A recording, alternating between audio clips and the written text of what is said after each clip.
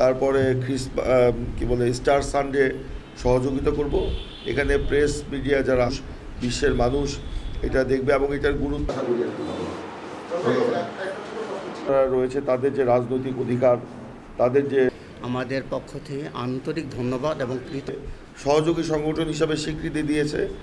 না না, এই দলের আত্মপ্রকাশ ঘটেছে। রংধনুর 7টি রং থাকে বাংলাদেশে, যেহেতু সেই হিসাবে আপনাদের সেই ট্রিটমেন্টটা বিগত ফ্যাসিস্ট সরকার এবং ঘোষণা করেছিলেন তার বক্তব্যে আমরা বিব্রত বলেই তো তাকে শোকজ করা হয়েছে।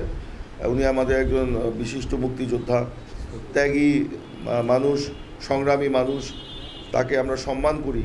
কিন্তু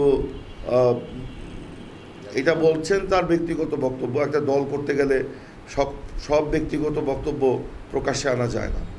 এটা ওনার মতো লোকের এটা অনুধাবন করা প্রয়োজন ছিল, যে কারণে ওনার এই কিছু বক্তব্যে আমরা দল বিব্রত এবং জনমনেও একটা প্রশ্নের সৃষ্টি হয়েছে, যেই জন্য তাকে শোকজ করা হয়েছিল।